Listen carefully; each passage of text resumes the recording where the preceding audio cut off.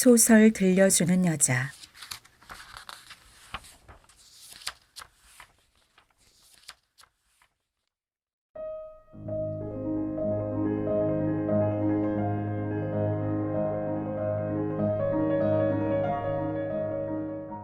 수레바퀴 아래서. 헤르만 헤세.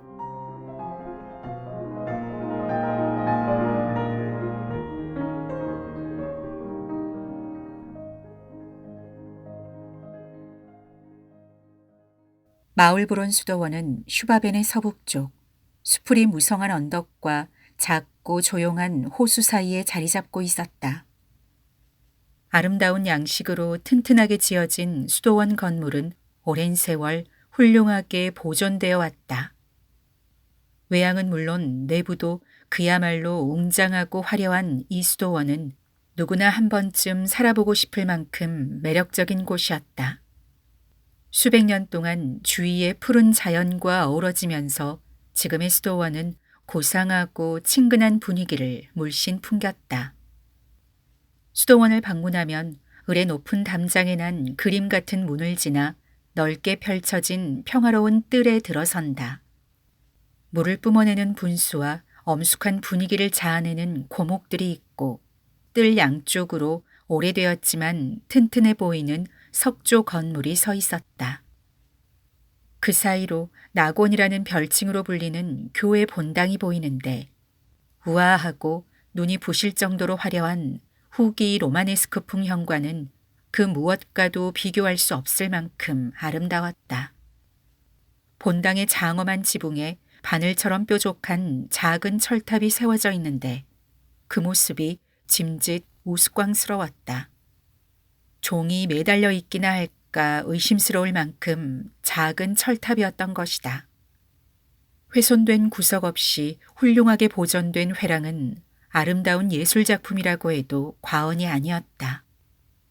그 옆에는 분수를 내뿜는 멋진 예배당이 있는데 마치 회랑에 달린 보석 같았다. 강렬하면서도 우아한 십자형 둥근 천장의 성직자 식당, 기도실, 담화실, 평신도 식당, 수도원장의 저택, 그리고 교회 2개가 번듯하게 자리 잡고 있었다. 그림 같은 담장, 창문, 문, 정원, 물레방아, 저택 등이 중후한 옛 건물들을 에워싸면서 밝고 환한 분위기를 자아내고 있었다. 나무 그늘이 어우러진 조용하고 드넓은 앞들은 아무도 없어서 마치 꿈속 같았다. 점심 식사 후 잠깐 쉬는 시간에만 그곳이 생명의 활기로 들끓었다. 수도원 건물에서 쏟아져 나온 학생들이 제각각 흩어져서 몸을 풀거나 소리를 지르고 이야기를 나누며 웃음을 터뜨리고 공을 치고받고 하기도 했다. 그러다 쉬는 시간이 끝나면 순식간에 담장 너머로 후다닥 사라져 흔적조차 남지 않았다. 이 뜰이야말로 건전하고 성실한 삶과 기쁨이 있는 곳이라고 생각하는 사람들이 적지 않을 것이다. 또한 성숙한 정신을 가진 선한 사람들이 즐거운 명상을 통해 밝고 아름다운 세상을 만들어내리라고 생각하는 사람도 적지 않을 것이다. 이 훌륭한 수도원은 오래전부터 세상에서 멀리 떨어진 숲과 언덕 뒤에 숨어 있었다. 하지만 감수성이 예민한 젊은이들이 아름답고 평온한 환경에서 공부할 수 있도록 기독교 신학교 학생들에게 문을 열어주었다. 이곳에서는 마음이 어수선한 도시와 집에서 벗어날 수 있고 해로운 바쁜 삶에 쫓기지 않아도 되었다. 이런 환경에서 젊은이들은 몇 해 동안 히브리어와 그리스어를 비롯해 여러 가지 공부에 매진할 수 있었다. 그리고 가치 있는 삶의 목표를 가지고 순수하고 이상적인 학문을 즐기면서 젊은 영혼들이 정신적인 갈증을 해소했다. 게다가 자기 훈련과 공동체 의식을 심어주는 기숙사 생활은 교육의 중요한 원동력이었다.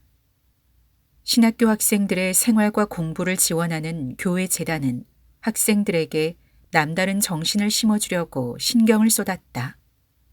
이러한 정신을 통해 훗날 언제라도 서로를 알아보는 것이다. 그것은 치밀하면서도 확실한 일종의 낙인인 셈이다.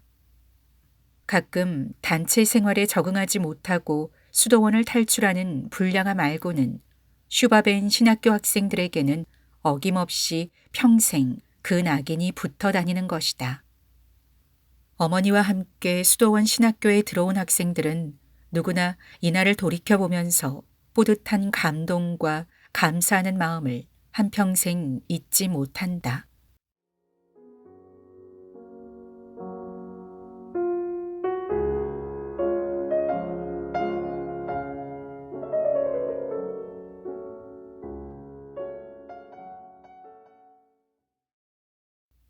하지만 한스 기벤라트는 그렇지 않았다.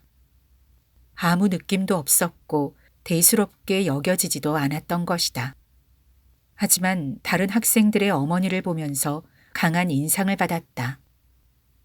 소위 침실이라고 불리는 벽장이 늘어선 넓은 복도에는 상자와 바구니들이 널브러져 있었다. 부모와 함께 온 소년들은 짐을 풀고 가지고 온 물건을 정리하느라 부산스러웠다. 번호가 붙은 옷장 하나와 서재에도 번호가 붙은 책꽂이가 하나씩 배당되었다. 아이들과 부모들은 마룻바닥에 쪼그리고 앉아 가지고 온 물품들을 꺼냈다. 조교는 왕이나 되는 것처럼 그 사이를 왔다 갔다 하면서 가끔씩 친절하게 조언을 해주곤 했다. 모두 겉옷을 꺼내서 펴고 속옷은 깔끔하게 개고 책들은 겹겹이 포개놓고 구두와 슬리퍼는 가지런히 놓았다. 소년들이 가지고 온 물품들은 대동소이했다. 속옷의 개수며 꼭 필요한 생활용품 목록을 미리 지정해 주었기 때문이다. 이름을 새긴 양철 세숫대야는 세면장에 가져다 놓고 그 옆에 해면과 비누값, 빗, 칫솔을 가지런히 놓아두었다. 또한 소년들은 램프와 석유통 그리고 식기도 각자 가지고 왔다. 소년들 모두 흥분된 얼굴로 바삐 서둘렀다. 아버지들은 미소를 머금고 거들어주면서도 한 번씩 지루한 얼굴로 회중시계를 보면서 몰래 밖으로 나가려고 했다. 늘 그렇듯 어머니들은 정성을 다해 세심하게 도와주었다. 옷을 하나씩 집어 손으로 주름을 펴주고 허리띠를 바로잡아 주었다. 그리고 옷가지를 꼼꼼히 살펴보고는 용도에 따라 분류해서 옷장에 정리해 넣었다. 어머니들은 자상하게 타이르고 하나하나 찬찬히 가르쳐 주었다. 새 속옷은 아껴 입어야 한다. 3마르크 50페니히나 주고 샀으니 말이다. 빨래할 옷들은 매달 기차편으로 보내거라. 급하면 우편으로 붙여도 되고 검정색 모자는 일요일에만 쓰도록 하고. 후덕해 보이는 뚱뚱한 부인이 높은 상자에 걸터 앉아 아들에게 단추 다는 법을 일러주었다. 집 생각이 나거든 언제든 편지하거라. 어쨌든 크리스마스가 머지않았으니까. 예쁘고 젊은 부인이 옷이 가득 든 옷장을 살펴보면서 아들의 속옷이며 바지, 윗옷들을 사랑스럽게 어루만졌다. 그러고는 볼이 토실토실하고 어깨가 딱 벌어진 아들을 쓰다듬었다. 아들은 쑥스러운 웃음을 흘리며 어머니의 손을 물리쳤다.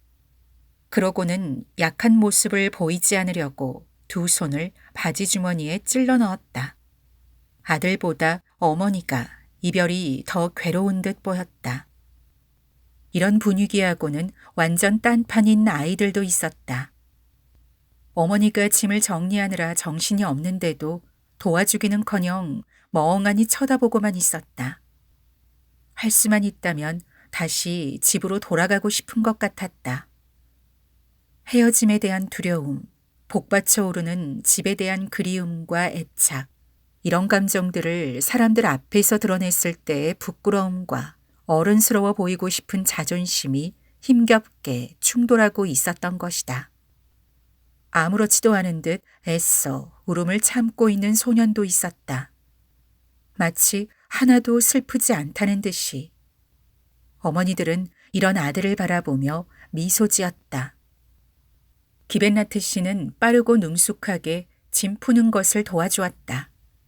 그는 다른 사람들보다 일찍 정리를 끝내고 따분한 표정으로 멀뚱히 보고 서 있었다. 가르치고 훈계하는 아버지, 아이를 달래면서 자상하게 조언하는 어머니, 불안한 표정으로 귀 기울이는 소년들 뿐이었다. 그래서 그도 앞으로 한스의 삶에 도움이 될 만한 좋은 말을 들려주어야겠다는 생각이 들었다. 한참 생각하던 그는 어쩔 줄 모르겠다는 표정으로 서 있는 한스에게 천천히 다가갔다. 그러고는 엄숙한 목소리로 불쑥 상투적인 좋은 말들을 늘어놓는 것이었다. 한스는 뜻하지 않게 유창한 아버지의 말솜씨에 의아했지만 말없이 듣기만 했다. 옆에 서 있던 목사가 아버지의 이야기를 듣고 재미있다는 듯 웃음을 지었다. 이를 보고 한스는 창피한 마음에 아버지를 한쪽으로 슬며시 끌어당겼다. 알아듣겠느냐? 우리 집안의 명예를 높여야 한다. 어른들 말씀 잘 듣고, 알겠지? 네, 그럼요. 한스가 대답했다. 아버지는 더 이상 말을 잇지 않고 안도의 한숨을 쉬었다. 그러나 시간이 흐를수록 점점 지루하고 답답했다. 한스도 뭘 해야 할지 몰랐다. 걱정스러운 마음이 앞섰던 한스는 호기심에 찬 눈으로 창문 너머 조용한 회랑을 내려다보았다. 고풍스럽고 평온한 회랑은 마치 속세를 벗어난 듯한 분위기였다. 그리고 여기서 시끄럽게 떠들어대는 아이들의 생기 넘치는 삶과 묘한 대조를 이뤘다. 한스는 바쁘게 움직이며 자기 일을 하는 학교 친구들을 천천히 둘러보았다. 하지만 아는 얼굴이 없었다. 슈투트가르트에서 같이 시험을 본 괴핑겐 소녀는 라틴어를 그렇게 잘하는데도 떨어진 모양이었다. 아무리 둘러봐도 그 소녀는 보이지 않았다. 하지만 한스는 크게 마음 쓰지 않고 앞으로 함께 공부할 친구들을 살펴보았다. 슈바베는 올바른 신학자들을 많이 배출했을 뿐 아니라 철학적 사유의 전통을 자랑으로 삼고 있었다. 실제로 덕망 있는 예언자나 이단자들이 슈바벤에서 적지 않게 배출되었다. 이 풍요로운 지방은 정치적으로는 다른 주보다 뒤처졌지만 신학과 철학 같은 정신적인 분야에서는 세계적으로 영향력을 끼쳐온 것이 확실했다. 게다가 예부터 이곳 사람들은 신미적인 것을 추구하고 낭만적인 시를 즐겼다. 그래서인지 가끔 뛰어난 시인이 나오기도 했다.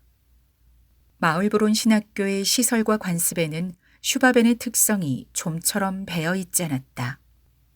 오히려 수도원일 때부터 고전적인 라틴어 이름이 덧붙여졌다. 학생들의 방은 포룸, 헬라스, 아테네, 스파르타, 아크로폴리스로 불렸고 맨 끝에 있는 가장 작은 방의 이름이 게르만이었다. 오늘의 초라한 게르만 민족에게 로마와 그리스의 환상을 불어넣으려는 의도가 농후한 이름이었다. 하지만 그 또한 형식적인 것이고 실제로는 히브리어 이름이 더 잘 어울렸을 것이다. 아이러니한 것은 우연하게도 아테네 방에는 배포가 크고 언변이 뛰어난 학생이 아니라 답답하고 고리타분한 학생들이 들어갔다. 스파르타 방에는 전사나 고행자하고는 거리가 먼 쾌활하면서도 대놓고 거들먹거리는 학생들이 들어갔다. 한스 기벤나트는 친구 9명과 함께 헬라스 방에 배정되었다.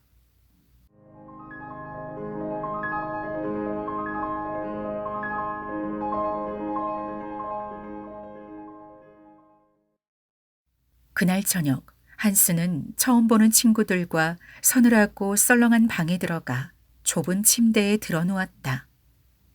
뭐라고 말할 수 없는 기분에 가슴이 답답했다. 천장에는 커다란 석유 램프가 달려 있었다. 붉은 불빛 아래서 소년들은 옷을 벗었다. 10시 15분에 조교가 와서 불을 껐다. 소년들 모두 나란히 누웠다. 두 개의 침대 사이에는 옷을 걸치는 의자가 있었고 기둥에는 아침 종을 치는 끈이 묶여 있었다. 소년들 몇 명은 벌써 안면을 텄는지 머뭇머뭇하면서도 소곤거리며 몇 마디 주고받았다. 하지만 곧 조용했다. 다른 아이들은 낯설어서 그런지 조금 긴장된 마음으로 아무 말 없이 가만히 누워 있었다. 이미 잠이 들어 색색거리는 소년도 있었다. 어떤 아이는 자는 내내 팔을 뒤척였다. 그럴 때마다 리넨 이불이 버석거렸다. 잠을 못 이루고 눈을 뜬 채 그저 누워있는 아이들도 있었다. 한스는 잠이 잘 오지 않았다. 그는 옆에 누운 친구들의 숨소리를 들으며 가만히 있었다. 잠시 뒤 옆쪽으로 하나 건너 침대에서 두려움에 떠는 소리가 들렸다.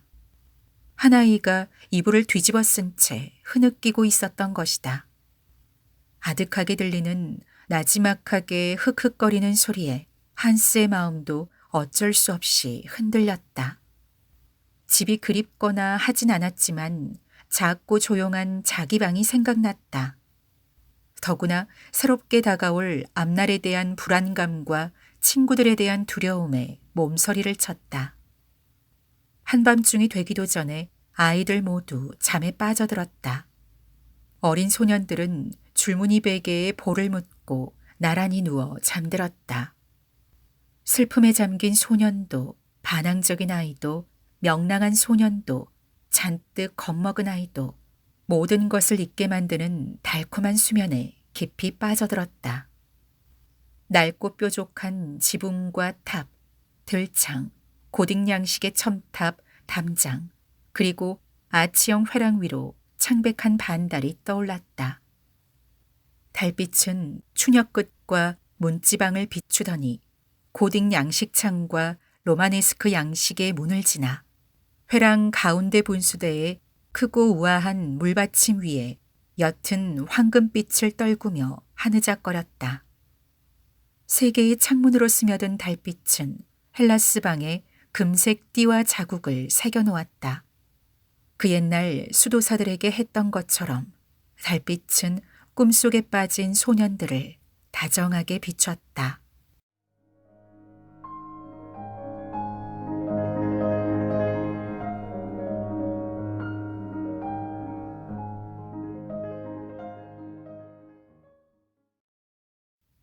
다음 날 예배당에서 엄숙한 분위기 속에 입학식이 치러졌다.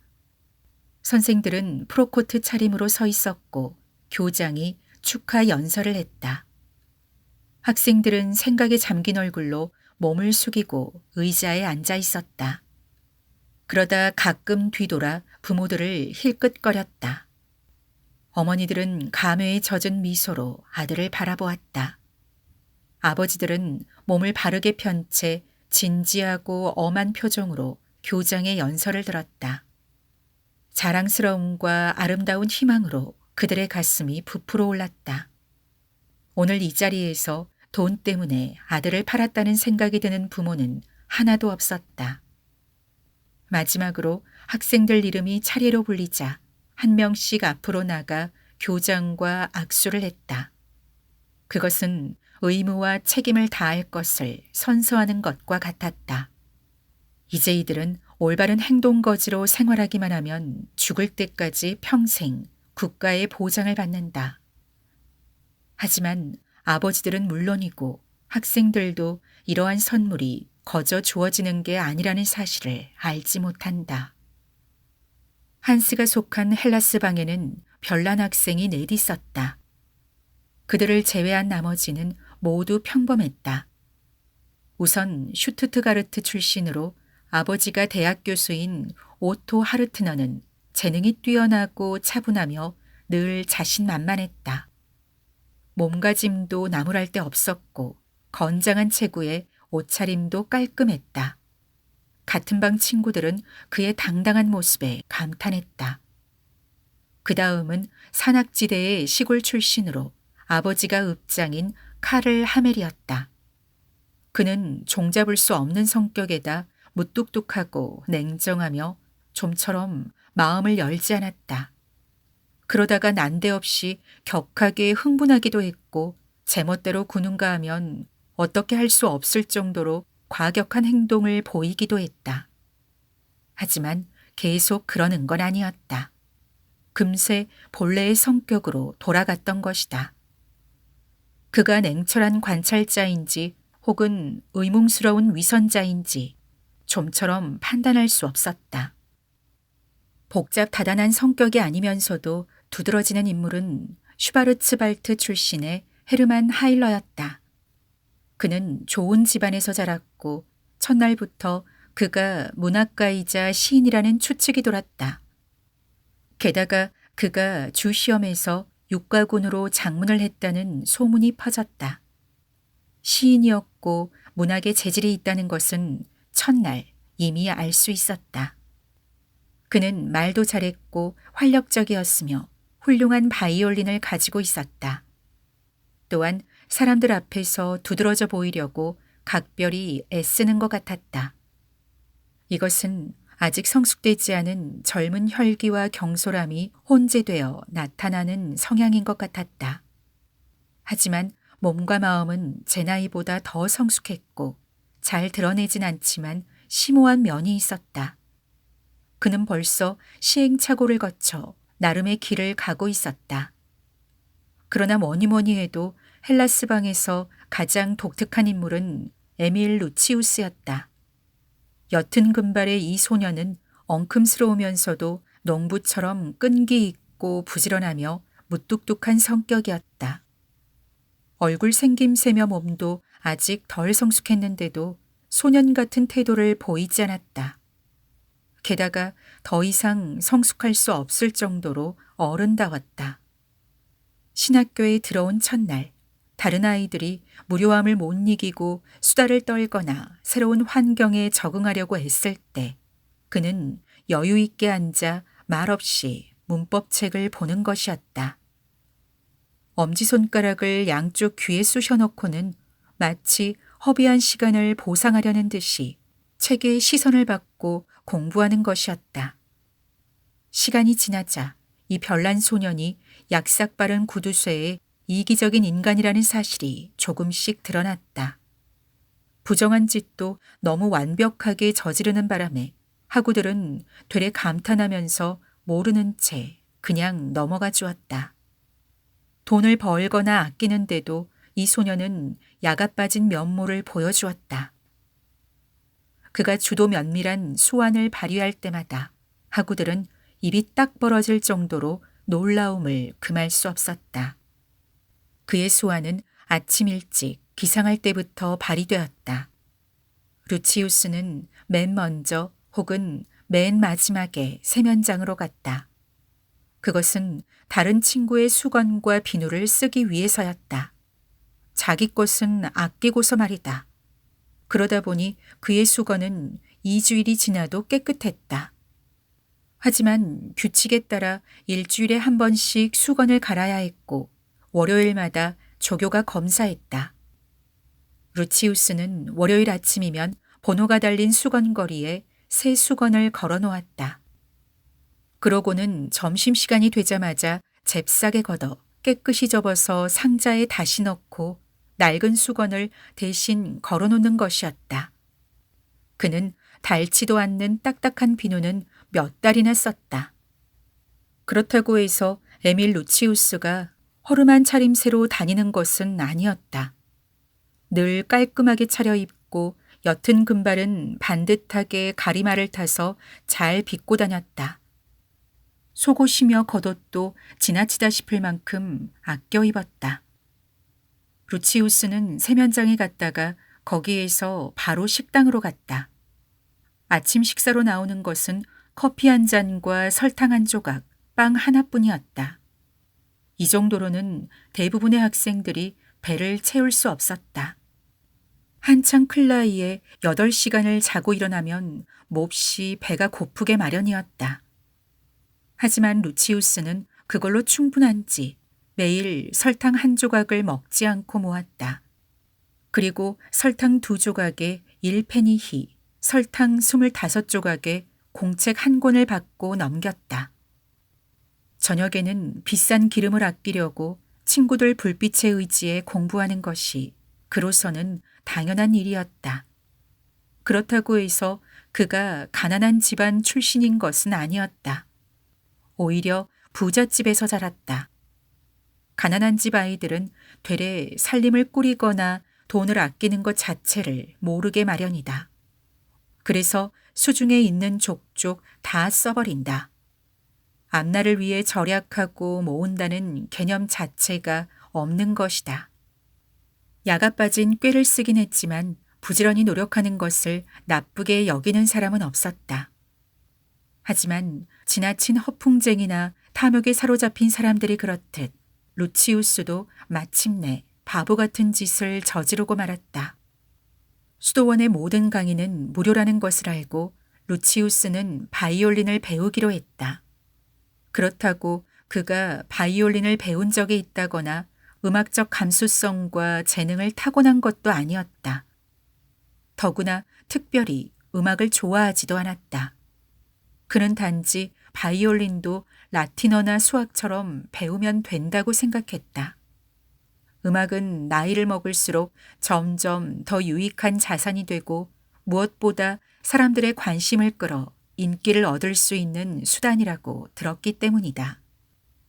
아무튼 신학교 학생들은 누구나 바이올린을 사용할 수 있었기 때문에 바이올린을 배우는데 돈이 들지 않았다. 루치우스가 찾아와 바이올린을 배우고 싶다고 하자 음악선생 하스는 몸서리를 쳤다. 음악 시간을 통해 루치우스의 음악 실력을 익히 알고 있었던 것이다. 루치우스의 노래는 친구들을 재미있게 해줄지언정 음악 선생의 귀에는 고문이었다. 바이올린을 단념하도록 하스 선생이 아무리 구슬려 봐도 루치우스는 막무가내였다. 되레 미소까지 지으며 공손하게 자신이 마땅히 누려도 되는 권리라고 주장했다. 더구나 음악이 하고 싶어서 참을 수 없다고 딱 잘라 말했다. 이렇게 해서 루치우스는 연습용 바이올린 중에 가장 안 좋은 것을 받았다. 그리고 일주일에 2번 교습을 받고 매일 30분 정도 혼자 연습했다. 첫 연습이 끝나자마자 소음에 시달리던 같은 방 친구들이 그에게 욕을 퍼부었다. 그리고 도저히 참을 수 없으니 그런 신음소리를 한 번만 더 냈다가는 가만히 있지 않겠다고 을러댔다. 그 뒤부터 루치우스는 학교 내에서 바이올린 연습을 할 만한 구석진 곳을 찾아다녔다. 긁어대는 듯한 소리, 끙끙거리며 부대끼는 소리, 끼익끼익 문지르는 소리, 바이올린에서 나는 이상한 소리에 주위 친구들은 아주 괴로울 지경이었다. 시인 하일러는 이렇게 말했다. 마치 고통에 빠진 낡은 바이올린이 벌레 먹은 구멍을 겨우 헤집고 나오면서 살려달라고 애걸하는 것 같다고.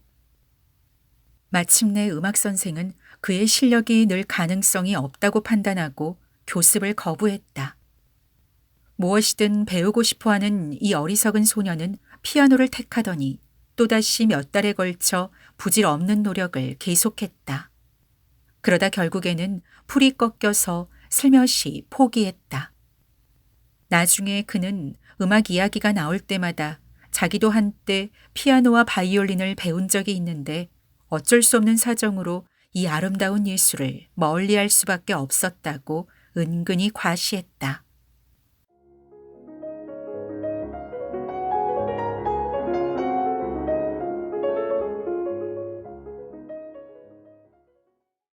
헬라스 방은 이처럼 우스운 행동을 하는 학생들 때문에 심심하진 않았다. 문학가 하일러도 가끔 재미있는 행동을 했다. 풍자와 재치가 넘치는 카를 하멜은 늘 한 걸음 떨어져서 주위를 살폈다. 그는 다른 동급생보다 1살 더 많았기 때문에 거만한 구석이 있었다. 하지만 다른 친구들에게 존경받을 만한 행동을 하진 않았다. 변덕이 심했던 그는 일주일에 한 번씩 싸움을 걸어서 친구들을 시험하는 것이었다. 그럴 때마다 거칠고 사납다 못해 잔인하기까지 했다. 한스 기벤나트는 경악스러운 눈길로 그런 하멜을 쳐다보았다. 그는 착하고 온순한 태도로 묵묵히 자기 할 일을 했다. 한스는 루치우스 못지않게 부지런했다. 그래서 하일러 말고는 같은 방 모든 친구들이 그의 생활 태도를 높이 샀다. 독창적이긴 했지만 경솔한 면이 있었던 하일러는 가끔 한스를 공부벌레라고 비아냥거렸다. 저녁 때쯤 기숙사에서 싸움이 벌어지는 것은 예산일이었다.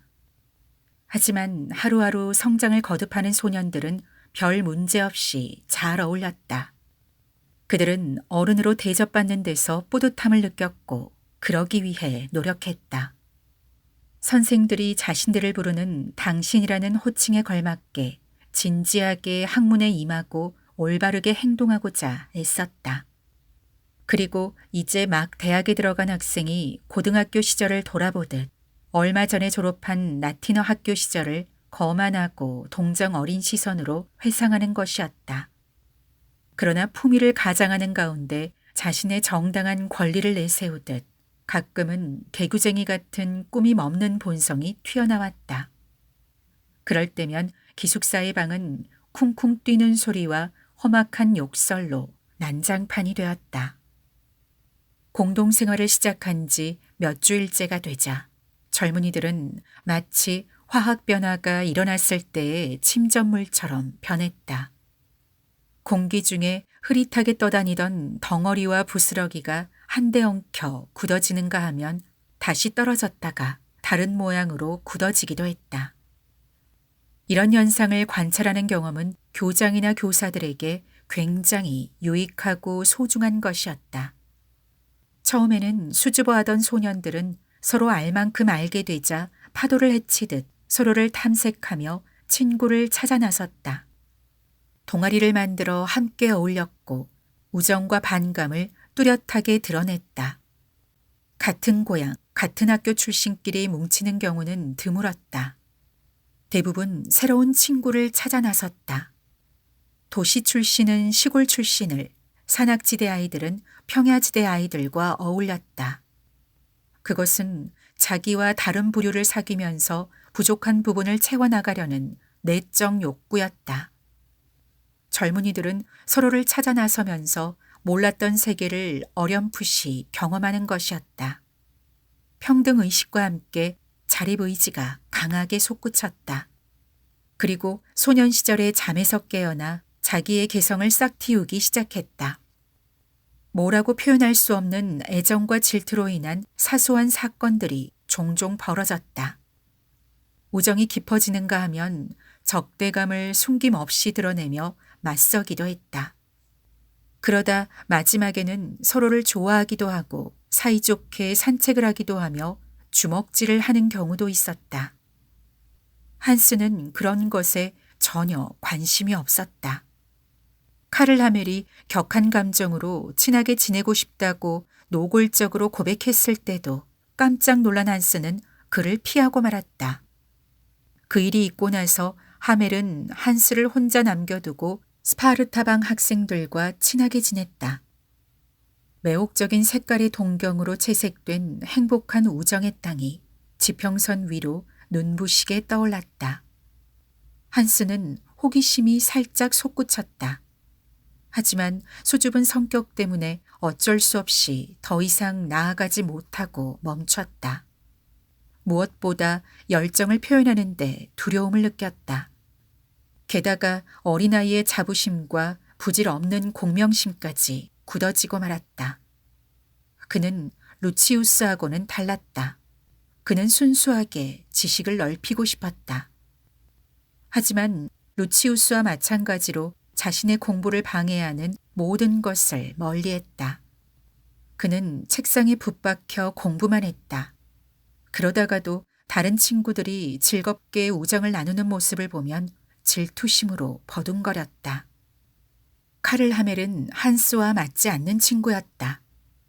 하지만 누군가 한스를 세차게 끌어당겼다면 그는 흔쾌히 따라갔을 것이다. 한스는 자기를 억지로 데려가 행복하게 해줄 힘세고 용감한 누군가를 기다리며 가만히 앉아 있었다. 신학교에서는 해야 할 일이 너무 많았다. 특히 히브리어를 배우느라 딴 생각을 할 겨를이 없었다. 시간은 빠르게 흘러갔고 마을 브론을 둘러싸고 있는 작은 호수와 연못에 흐릿한 늦가을 하늘이 비쳤다. 그리고 시들어가는 물풀의 나무, 자작나무, 떡갈나무가 비치고 황혼의 긴 그림자가 드리웠다.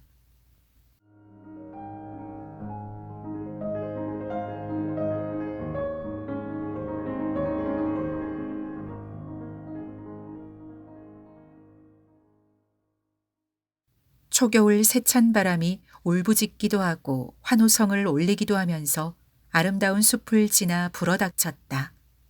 살짝 서리가 내린 것도 벌써 몇 번이었다.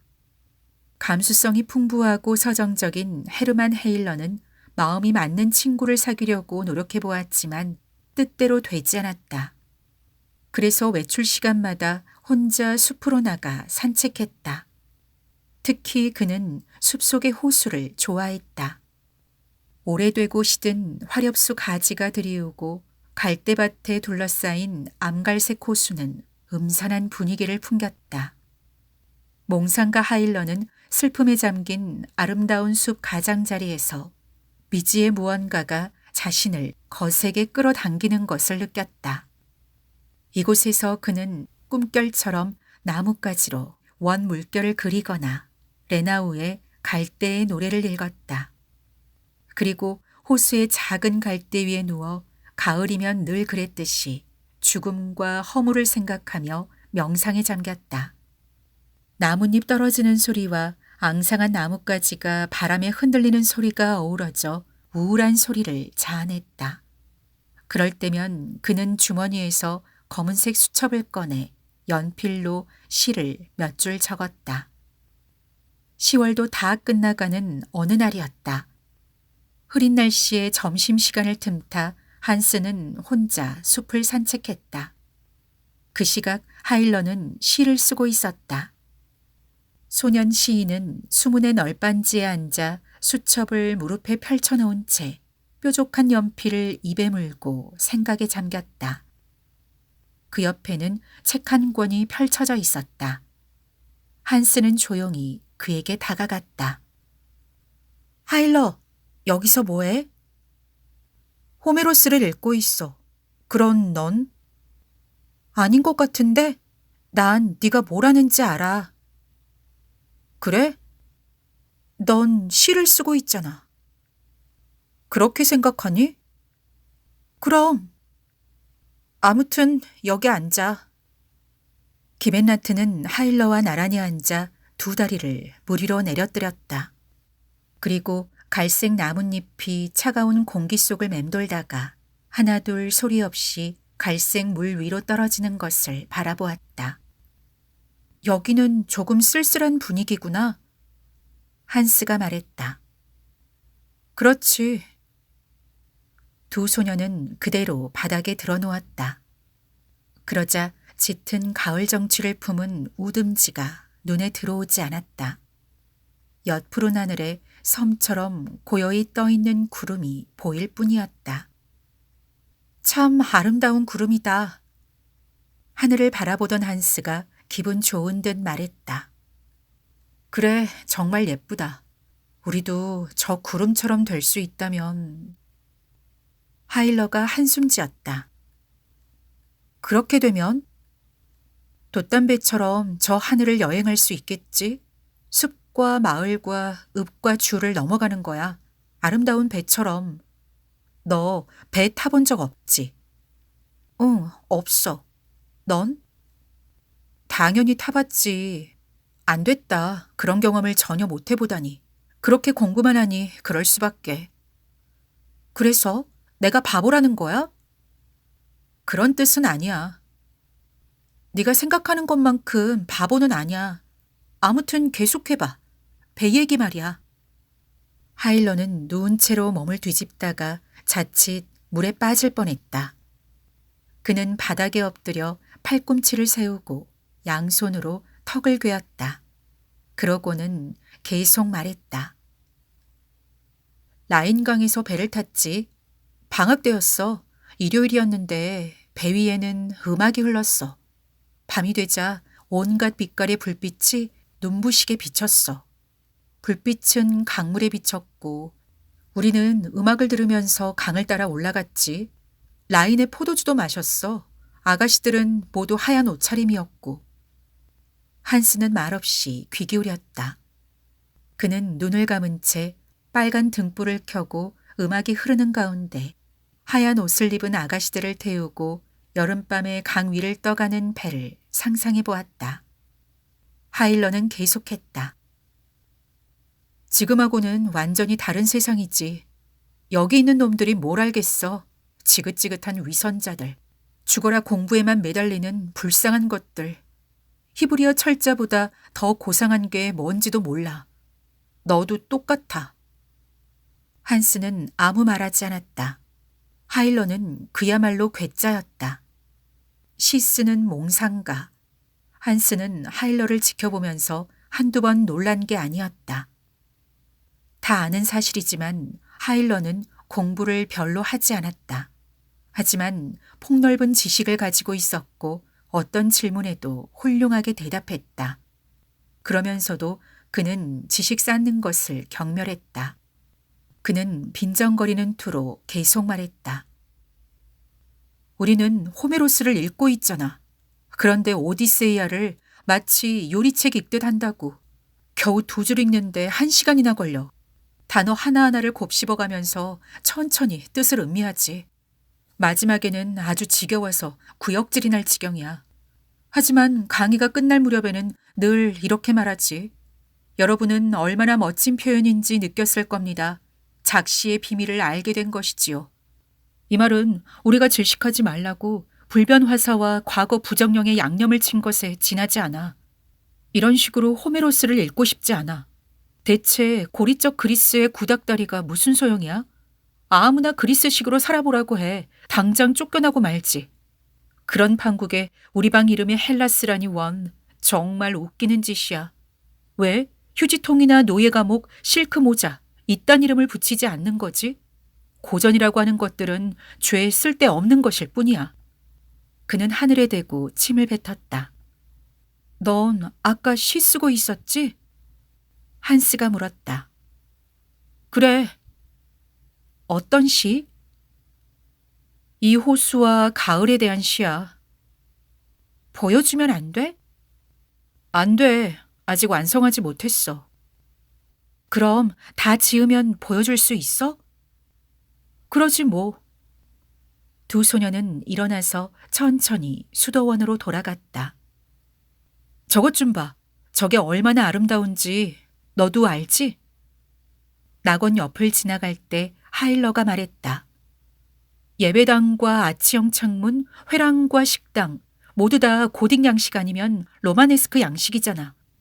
묵직하면서도 정교한 건축물들은 예술가들의 손에 의해 탄생한 거야. 하지만 마법의 성이 다 무슨 소용이겠어. 목사가 되려고 모인 36명의 불쌍한 소년들을 위한 것일 뿐인데 우리나라는 아주 돈이 남아도나 봐. 한스는 오후 내내 하일러 생각을 했다. 그는 대체 어떤 사람일까? 한스가 고민하고 소망하는 것들을 하일러는 전혀 생각하지 않았다. 하일러는 나름의 생각과 언어를 가지고 있었다. 그는 남들보다 더 열정적이고 자유롭게 살았다. 하지만 그는 남들과 다른 고뇌에 빠져서 자기를 둘러싸고 있는 모든 것을 경멸에 찬 시선으로 바라보았다. 그는 오래된 기둥과 담장이 얼마나 아름다운지 알고 있었다. 또한 자신의 정신을 시에 투영하고 공상 속에서 허구의 삶을 사는 기이한 재주가 있었다. 감정이 풍부한 그는 구속받는 것을 싫어했다. 한스가 1년 동안 할 농담을 하일러는 하루에 다 짓거렸다. 그러면서도 그는 우울한 소년이었는데 마치 드물고 귀하며 값진 보물이라도 되는 것처럼 자신의 슬픔을 즐기는 듯했다. 그날 저녁이었다. 하일러는 같은 방 친구들 앞에서 자신의 기이한 궤벽을 드러내고 말았다. 허풍이 심하고 점스러운 오토뱅거가 하일러에게 싸움을 걸었다. 처음에 하일러는 너스레를 부리기도 하면서 차분하게 대했다. 그러다 돌연 오토뱅거의 뺨을 후려치더니 순식간에 두 소년은 달라붙어 몸싸움을 벌였다. 마치 키 없는 배처럼 부딪히고 반원을 그리며 도는가 하면 멈칫하다가 움츠러들었다 하면서 헬라스 방을 엉망진창으로 만들었다. 벽으로 밀치고 의자를 쓰러뜨리고 마룻바닥에 힘껏 내동댕이 치기도 했다. 둘 다 말없이 숨을 몰아쉬고 침을 질질 흘리며 개거품을 토해냈다. 다른 친구들은 냉정하게 두 사람을 지켜보았다. 싸우는 두 사람에게 걸리지 않으려고 가끔 발을 살짝 피하곤 했다. 그리고 책상과 램프가 부서질까봐 멀찍이 옮겨놓고는 재미있는 듯 조바심이 난 표정으로 싸움이 어떻게 끝날지 기다렸다. 몇 분이 지나자 하일러가 겨우 일어나 숨을 헐떡거렸다. 꼴이 말이 아니었다. 눈 흰자 위가 벌게지고 셔츠 깃은 찢어진 데다 바지 무릎에 구멍이 뻥 뚫렸다. 상대가 다시 덤비려고 했지만 하일러는 팔짱을 끼고 서서 거만하게 말했다. 난 더 이상 안 할래. 때리고 싶으면 때려. 그러자 오토뱅거가 욕을 퍼부으며 나가버렸다. 하일러는 자기 책상에 기대서서 램프를 돌려놓고 바지 주머니에 양손을 찔러 넣은 채 생각에 잠겼다. 돌연 그의 눈에서 눈물이 떨어지는가 싶더니 끊임없이 흘러내렸다. 이제까지 한 번도 없던 일이었다. 눈물을 흘리는 것은 신학교 학생에게 가장 치욕적인 일이었다. 하일러는 눈물을 감추지 않았다. 방에서 나가지 않고 헬쑥한 얼굴을 램프 쪽으로 향한 채 멍하니 서 있었다. 눈물을 닦지도 주머니에 넣은 손을 빼지도 않았다. 호기심이 동한 친구들이 짓궂은 표정을 지으며 그의 곁으로 몰려들었다. 급기야 하르트너가 다가가서 말했다. 하일러, 넌 부끄럽지도 않니? 하일러는 눈물이 흐르는 얼굴로 천천히 친구들을 둘러보았다. 마치 깊은 잠에 빠졌다가 이제 막 깨어난 사람처럼. 부끄럽다니? 너희한테? 천만에. 그는 경멸스럽다는 투로 소리치고는 눈물을 닦고 분노가 서린 미소를 지었다. 그리고는 램프를 끄고 방을 나갔다. 두 사람이 싸우는 동안 한스는 자기 자리에서 꼼짝도 하지 않았다. 그리고 놀랍고 두려운 마음으로 하일러를 힐끗 보았다. 15분쯤 지난 뒤 한스는 잠적해버린 친구를 찾아 나섰다. 하일러는 춥고 어두운 복도에 나지막한 창턱에 걸터 앉아 가만히 회랑을 내려다보았다. 뒤에서 바라보는 그의 어깨와 확연히 두드러진 가녀린 머리가 진지해 보이는 것이 소년 같지 않았다. 한스가 창가에 다가갔는데도 하일러는 꼼짝도 하지 않았다. 조금 있으니 하일러가 고개를 돌리지도 않고 쉰 목소리로 말했다. 뭐야? 나야. 한스가 쑥스러운 듯 말했다. 무슨 일이야? 아니, 그냥. 그럼 가줘. 한스는 몹시 불쾌해서 정말 가려고 했다. 그때 하일러가 그를 붙잡았다. 잠깐, 그런 말이 아니야. 그는 농담이었다는 듯이 말했다. 두 사람은 서로의 얼굴을 마주보았다. 진지하게 서로의 얼굴을 바라본 것은 이때가 처음이었다. 반들반들하고 부드러운 젊은이의 얼굴 뒤에 서린 남들과 다른 고유의 성향을 가진 특별한 인간의 존재와 정신을 상상해 보았다. 헤르만 하일러는 천천히 팔을 뻗어 한스의 어깨를 잡았다. 그리고 얼굴이 닿을 만큼 바짝 끌어당겼다. 한스는 하일러의 입술이 자신의 입술에 닿자 소스라치게 놀랐다. 이제까지 한 번도 느껴보지 못한 묘한 감정에 한스의 심장이 두근거렸다. 어두운 침실에 하일러와 함께 있고 서로 입을 맞춘다는 것. 이것은 한스의 모험심을 자극하면서도 새롭고 위험한 짓이었다. 누가 보기라도 한다면 끔찍한 일이 벌어질 것이다. 두 소년의 입맞춤은 조금 전 하일러가 눈물을 보인 것보다 훨씬 더 말도 안 되고 치욕적인 일이었기 때문이다. 한스는 아무 말도 할 수 없었다. 피가 거꾸로 솟구치는 것 같았고 당장 여기를 벗어나 도망치고 싶었다.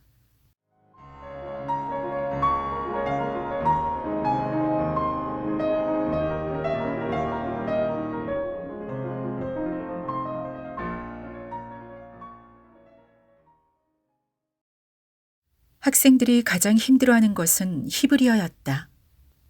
여호와를 찬양하는 옛날 옛적 이 괴상한 언어는 가지만 남았는데도 신비롭게 살아있는 나무 같았다. 마디가 있는 이 나무는 알 수 없는 수수께끼처럼 젊은이들이 보는 앞에서 자라났다. 도드라진 나뭇가지와 향기를 풍기는 진귀한 색깔의 꽃은 사람들을 놀라게 했다. 움푹 팬 줄기와 뿌리에는 수천 년 전의 전령들이 섬뜩하게 혹은 정겹게 깃들여 있었다.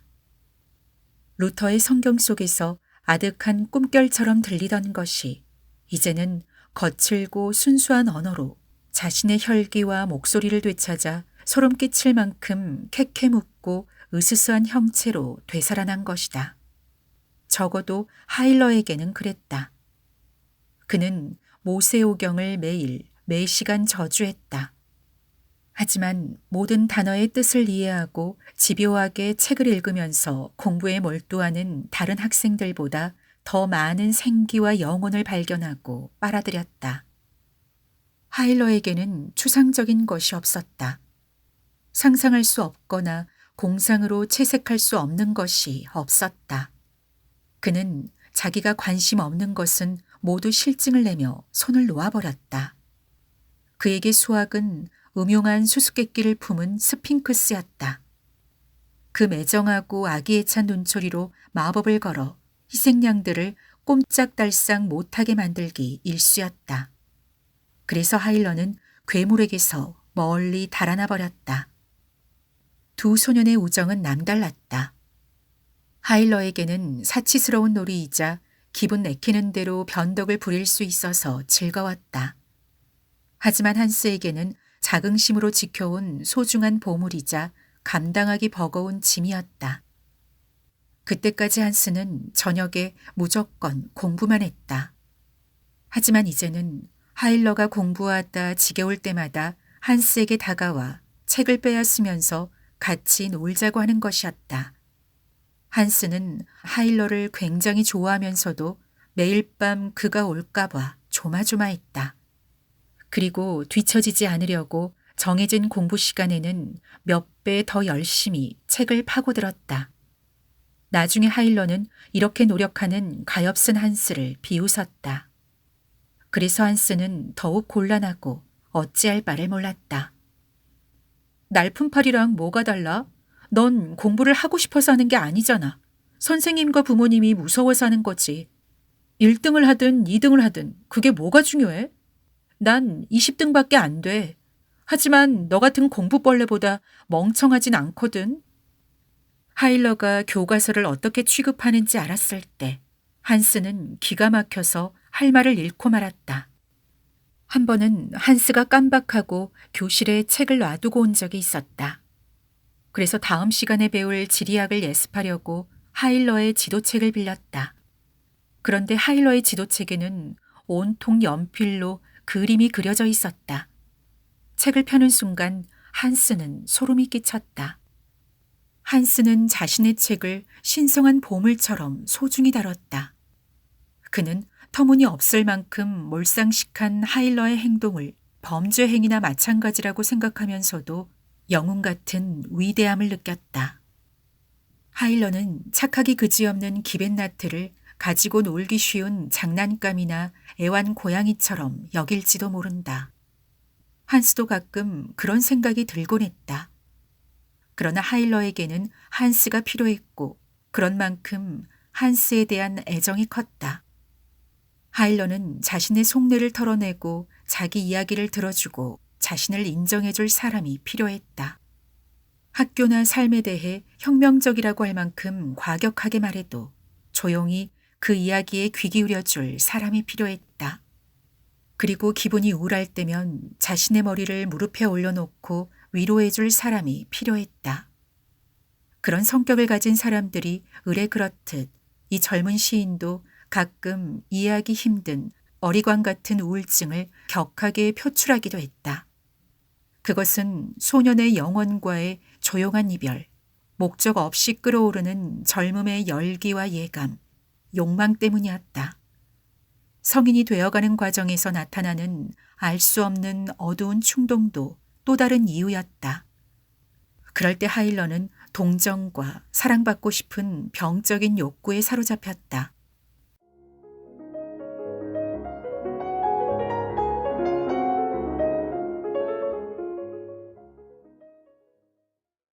거센 바람이 몰아치고 어둑한 날이 계속되는 11월이 되었다. 어두운 밤에는 세찬 바람이 산더미 같은 구름을 어둠에 덮인 산꼭대기로 내몰았고 신음하듯 혹은 으르렁거리듯 수도원 건물을 심하게 두드려댔다. 나뭇잎은 남김없이 떨어졌다. 하일러는 심한 우울증에 빠졌다. 그는 한스에게 오지 않고 외진 연습실에서 거칠게 바이올린을 켜거나 친구들에게 싸움을 걸었다. 어느 날 저녁 하일러가 연습실에 들어갔을 때 마침 억척스러운 루치우스가 보면대를 앞에 두고 연습에 몰두하고 있었다. 화가 난 하일러는 곧바로 연습실을 나왔다. 그리고 30분 뒤에 다시 연습실로 갔다. 그런데 루치우스가 여전히 연습에 몰두하고 있었던 것이다. 하일러는 대뜸 화를 냈다. 이제 그만하지 그래? 다른 사람도 연습해야 할 것 아냐. 네가 긁어대는 그 소리 때문에 아주 돌아버릴 지경이라고. 루치우스는 꼼짝도 하지 않았다. 그는 들은 척도 하지 않고 계속 바이올린을 켜댔다. 그러자 화가 치민 하일러가 보면대를 발로 차버렸다. 악보가 연습실 바닥에 흩뿌려졌고 보면대가 루치우스의 얼굴을 치면서 넘어졌다. 루치우스는 몸을 숙여 악보를 줍더니 단호하게 말했다. 교장 선생님한테 이루고 말겠어. 그러시지. 내가 네 엉덩이까지 걷어찼다고 일러 바치지 그래? 실제로 루치우스의 엉덩이를 걷어차려고 했다. 루치우스는 옆으로 펄쩍 뛰어 피하더니 얼른 문 쪽으로 달아났다. 하일러가 뒤쫓아갔다. 소란스러운 추격전이 벌어졌다. 그들은 숨을 헐떡이면서 복도와 강당을 가로지르고 계단과 현관을 왔다 갔다 하더니 수도원 맨 끝에 있는 측랑까지 달려갔다. 거기에는 고요하고 아름다운 교장의 저택이 있었다. 그 저택 서재 문 앞에서 하일러는 도망자를 붙잡았다. 루치우스가 문을 두드리고 안으로 들어가려는 찰나에 하일러는 약속대로 그의 엉덩이를 걷어찼다. 그리고 문을 닫을 새도 없이 지배자의 신성 불가침 영역으로 폭탄처럼 뛰어들었다. 전대미문의 사건이 벌어진 것이다.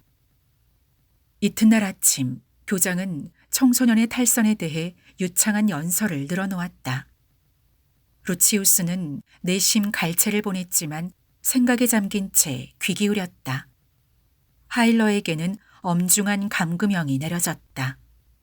교장은 하일러를 꾸짖었다. 수년 동안 이런 일은 한 번도 없었다. 네가 10년이 지나도 이 일을 잊지 못하게 해주겠다. 다른 학생들은 하일러를 무서운 본보기로 삼아야 할 것이다. 학생들은 잔뜩 겁먹은 표정으로 하일러를 힐끗 보았다. 하일러의 얼굴은 조금 창백했지만 거만한 자세로 반항하듯 피하지 않고 교장을 똑바로 쳐다보았다.